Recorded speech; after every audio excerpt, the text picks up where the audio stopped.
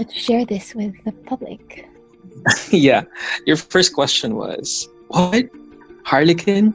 A good girl? I thought that was hilarious. But yeah. For background, for those unfamiliar with this storyline, we're essentially in the comic book series Injustice, Gods Among Us, DC series, with I think the same title video game. Yes. And the backgrounder for this is that, the Joker does a bad thing. How bad? And just tell us more of like how Harley became a good guy. Like how? Okay. Joker kills Lois. Pisses off Superman. Loses faith in humanity. And so the Superman worst case scenario happens. He becomes the pissed off most powerful being on planet Earth. Wait, and I'm processing this. Wow, this got dark quickly and yeah. Alert. Okay, Yeah. I played the Injustice game, but I never had context on Superman being the way he was. Okay, wow. Yeah. So that's the issue. So Joker.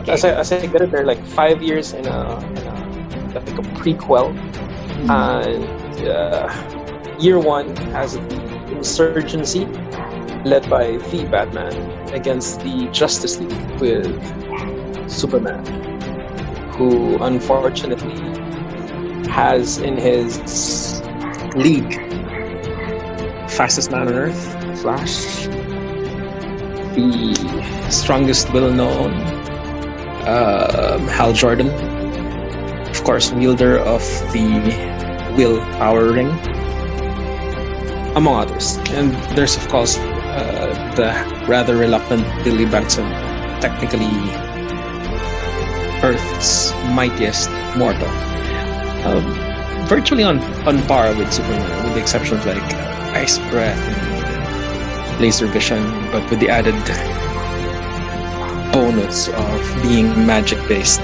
to which Superman is kind of vulnerable actually. Yeah, so that's the background. And what we're looking at happening is so Batman is leading the insurgency, and in second year, Hal Jordan and the Lantern Corps and Harley Quinn joined the insurgency, because in a flipped top world, flipped world, in a messed inverted world where Superman, the Boy Scout himself, turns bad, who's going to save humanity? This is exactly the scenario that one of the scenarios that Batman's prepared for. I mean, who keeps the Justice League in check? Batman. There's actually a background story where there was a supervillain who was able to take down the entire Justice League, and the way he did it is because he hacked into the computers and got Batman's notes on everyone's weaknesses and how to take them down. I think I saw this episode. Yeah, I saw that. Nice. Yeah, and everybody was pissed off at Batman, but he said he was the counter check. And then later, when Clark confronted Bruce, he said, "What about you? You're just as dangerous as the rest of us. What's the counter check against you?" I love that Yeah. episode. And yeah, the whole Yeah. like Batman taking notes on everyone. Yeah. Like he's really sharp, but is there anything you'd want to talk about in terms of people profiling or just Batman's ability to people read? No. This was really good. Like, he thought about all sides to it, except the possibility that someone would be able to hack into this. Well, I guess he has some sort of preparation for that, but he wasn't able to. It's like a black swan event. He wasn't able to predict multi-dimensional capabilities and some future tech. It's just like purely prediction of like having that contingency plan, or is this also him being curious about human nature and each of them, or it's just pure practical? No. Some of the ways he did them, these are well thought of things. Okay, I mean, like he thought about psychology, like how do you incapacitate someone who wields the strongest weapon in the universe, the Green Lantern ring, and he had to know the psychological profile of Hal Jordan. See, break it down this way. To invent a scenario where Hal Jordan's not in control of himself. Yeah, so he set it up.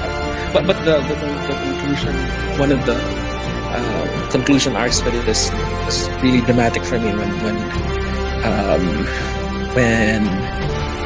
Bruce and Superman was talking, after a long speech, because everybody was pissed off at Batman. And then Bruce was hoping that Clark would understand, and then Clark, goes out after his friend. Well, they're friends actually, some sort of. And Clark says, "What about you? Haven't you thought about it? You're just as dangerous as the rest of us. What's the counter check against you?" Then Superman says, "You, the League. You're the counter check against Batman." Yeah, so there's that level of respect playing out that I really like. And he thought of that contingency. He didn't have the arrogance to think that he might not be controlled. So yeah, so he had a counter check. He had a system in place for that as well. Is what I'll say of that. So that's a backgrounder to this. Nice. Yeah, let's circle back to this storyline, but that was a nice sideline. So Insurgency, led by Batman against Justice League, led by Superman, and then the switching of Hal Jordan and the stronger switching of Harley Quinn, joining the Insurgency, joining the ranks of the quote-unquote good guys and the Insurgency. I can't. After all, this is the despot, the totalitarian Kal-El. Yeah, there. So or this was her own free will, voluntarily. This one? Yeah. I don't know. This one is set up by Batman, so you can actually. Yeah, why is she wearing Batman's jacket? Or a jacket with the Batman logo. Yeah, because she's realized that Joker is a nutto. You gotta understand, this is actually supposed to be a doctor, a psychologist, a really smart girl with combat prowess to boot. People forget that. Yeah, with combat prowess to boot, and she's, what? So begs the question: what happens to a nut job in a nut job world?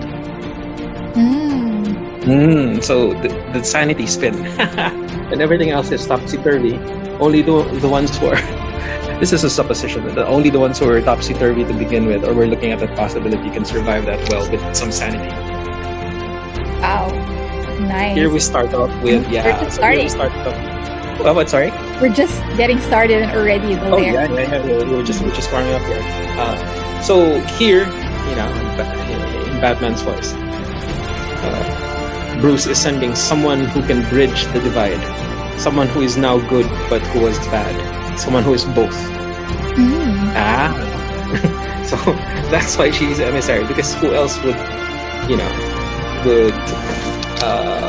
because there were factions at this point, and Batman's tried to unite factions against the despot leader that has become that is Kal-El, that is Superman. Yeah. So yeah, in this panel, it's funny. She has, see that potted plant? Yes. It's a peace offering. It's a pattern interruption. What? Why is she putting a plant? It's a peace offering because she knows that Poison Ivy is with this other team. So what do you offer a plant girl? She's funny. It's nice. I did not know that. I did not know it's for Poison Ivy. It just looked like a random thing. It does. So it shows you some deliberateness, actually. And you can switch to the next panel, I guess. See, there you go. Poison Ivy, living branches. Yeah, but a tiny potted plant as a piece, it makes sense. I did not see that. Yeah. With peace offering. So here's that very panel. Then she was being asked, okay, why did you bring a potted plant? She said she wanted to bring like a twig or an olive something branch, but that would feel like bringing like a cut off hand or a cut off limb to somebody who was plant based. So she thought of bringing a whole living thing. So it shows you her deliberateness. Okay, so here, but I realized to you that would be like being handed a severed limb, not exactly the right peace offering. So this potted olive tree, this is the potted olive tree of attempted reconciliation, and she's proud of herself. I would. Nice. Yeah. Okay. A joke. So there, yeah. And then she's asked like, why is she here? Why is she here? The part where Orca is saying, I didn't mean to go, is because she broke, into, because she's quite a gregarious little girl, and she expressed, oh Orca, you're glowing. And so there's a panel, I didn't mean to glow. Then everybody with those expressions on their face, this was a serious matter. And so it's reading, what's this? It's the potted olive tree of attempted. And then, because she's still answering on a different level. But she's doing it perfectly. Like, very few people can pull this off. Nice. Yeah. So, I mean, what are you doing here? So they're inquiring as to her intentions, of course. So that was the previous panel. That was Grodd putting like a cloth bag over her head, so she won't know where the secret quarters are. Yeah. Okay. And then she's there with the potted plant and message. Yeah, I am here with a potted plant. And a message. I'm here with a potted plant and a message. Batman would like to sleep. And like the only somber frame, look at that seriousness. So she knows she can. She's capable of that. Yeah. He has several world leaders on his side. They would like a conversation.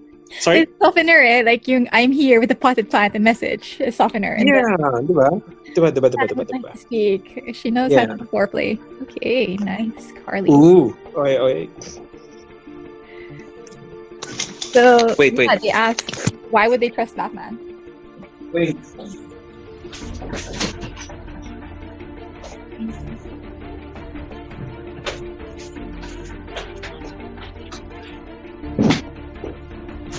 Hey. Hi. So, where were we?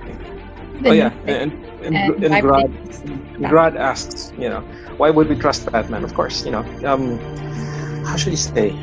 It depends on which side of the fence you're on. You could be perceived as, scheming. That's how the Justice League took Batman to be, like scheming, plotting, like sly. But it's just covering all bases. He meant well, but he had to be prepared. So people are, and Grodd and Batman, they've been on opposite edges. Although typically Grodd is the enemy of the Flash. This is a hyper-intelligent, telepathic, mind-controlling, advanced ape. Mind-controlling? I did not know that. Yes. He had seized, if you'll see my other panels there, he seized Ra's al Ghul. Okay. From a long distance. He seized Ra's al Ghul and crushed, not in this panel, I put there the goodbye panels where the resurrected Alfred says goodbye to Bruce. Okay. He calls Ra's al Ghul, and then so Ra's al Ghul goes to Grodd, and then he asks him to come forward, kneel, and then put your head in my hand, and he crushes Ra's al Ghul, the immortal. So this is a strong telepathic ape. So you got to think about the measures Batman has done at this point. He had to find a way so Superman would not find him, and that Grodd could not control him. Even though technically it's hard to control Batman. Okay. It's funny. Well, go ahead. Harley Quinn's mind, like Was that part of the countermeasure of Batman? Like, is this plan? Like, her mind is messed up. And... No, she's there as emissary. She's there. Yeah, but would it throw him off because he could do telepathy? And it's like, even if he did telepathy, there's nothing. She's not hiding anything, or how? Like, or just a random. No, she was like really as upfront as possible, and it wasn't revealed whether Batman had countermeasures, so God couldn't read her or control her. Okay, yeah. I was wondering about that. At the back of everyone's mind. So, yeah, because knowing the bats, it's probably done something. And in the next panel. Oh yeah, I love that part. Yeah. So here, why should we trust Batman? Okay, and then she reveals with much eye roll. Yeah, with a complete eye roll. But come on, I've been on the wrong side of superheroes many times. So here you can see her analysis of humanity too. Yeah. And the side commentary, it's boring, really. Yeah, because she kind of wants that. There's a whole set in the new animation where she's looking for a stronger villain because the one who pesters her is Robin. Oh. She's really pissed off about it because, like, I want a stronger villain. I have not watched the animation yet, so no spoilers. Yeah, it's funny. It's very millennial now, so you can check that out. Okay. How about the voiceover? Did they get it right in the animation? It was pretty good. I just saw one episode and okay, it's funny, but it's too millennial for me at the moment. I have other stuff to do. Okay. Yeah, so here, eye roll. And with that, the complete honesty of that, but it's boring really. Essentially, she says, like, I've analyzed Bruce. I've analyzed Batman. And there's, he's straight. So here, plotline talaga, okay? She basically says that the thing that distinguishes superheroes, like heroes from villains, the heroes tend not to lie. I know.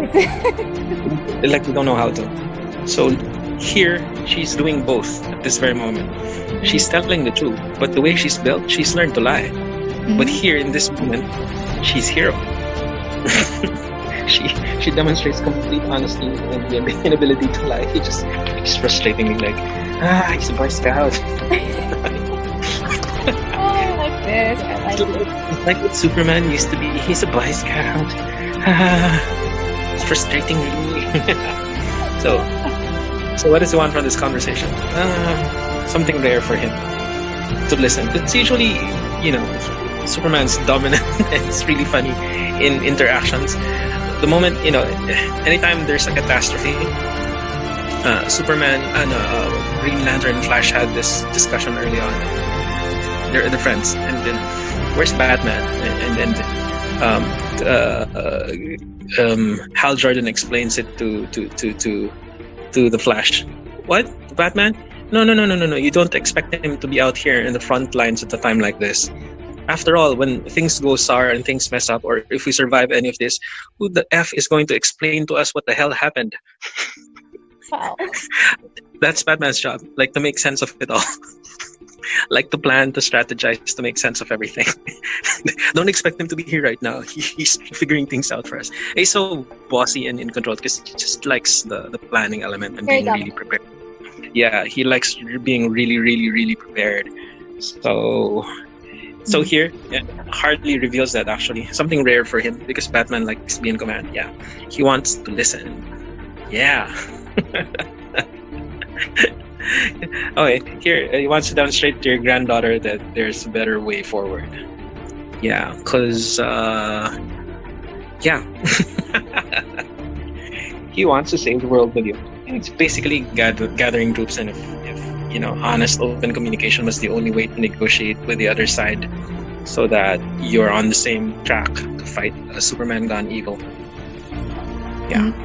I like the tongue-in-cheek humor. There's something rare for him part. It just adds more to the persuasiveness of the conversation. Yeah. Everyone's everyone's tensed up.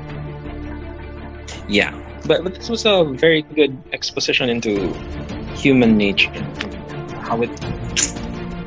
how essentially how we are as humans is we're capable of both, capable of so much darkness, capable of so much light, and it's really about intent and choosing sides, choosing what to do, and if you're moral about it, choosing the longer game, the greater game. And the intelligence and deliberateness underneath the craziness or the supposed madness. Yeah.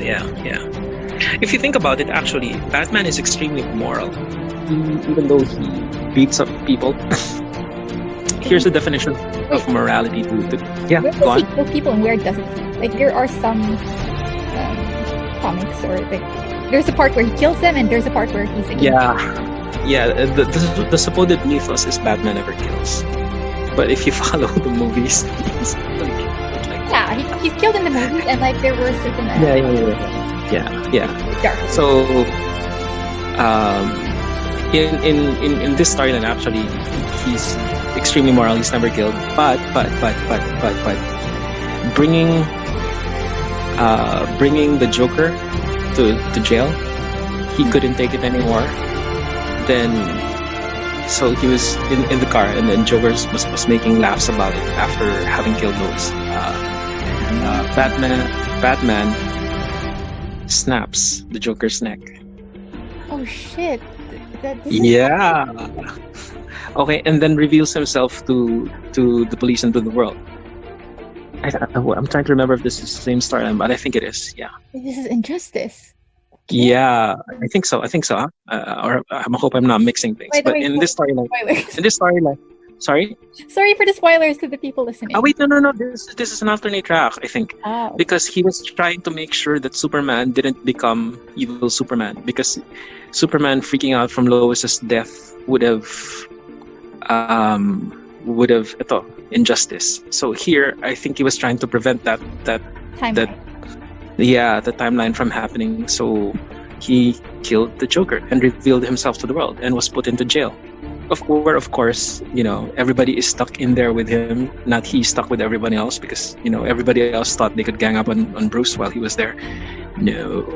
Twice without the suit.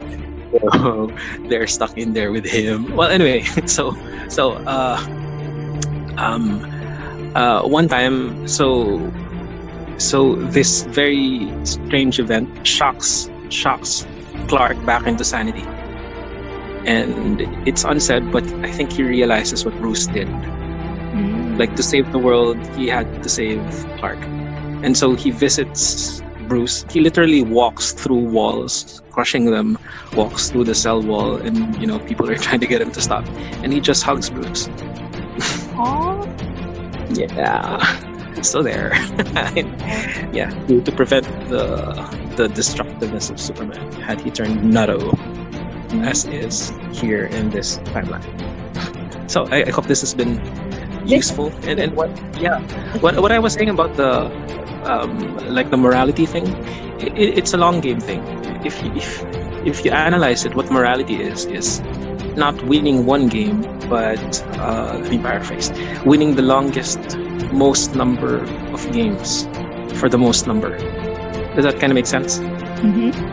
Okay. Yeah. So if you're doing a politician thing and you're just trying to win for yourself, that's immoral or amoral. Okay. And the moral thing is how will I win, but how will everybody else win? How will we win for the longest series, for the most number of games of life? And if you look at that statistically, what is sustainable, that's the moral game. And if you think about it, that's what Batman's trying to do. So guess what? Do you like that? The Bat is actually a moral being, no matter how brutal he gets. Yeah. So there. I hope this has been fun. You enjoy this one? Yeah, and this is a teaser to more episodes like this. And before we wrap up and before we just close this, what happens? Is there more to this? Because it ends here. No. There's much more. Are we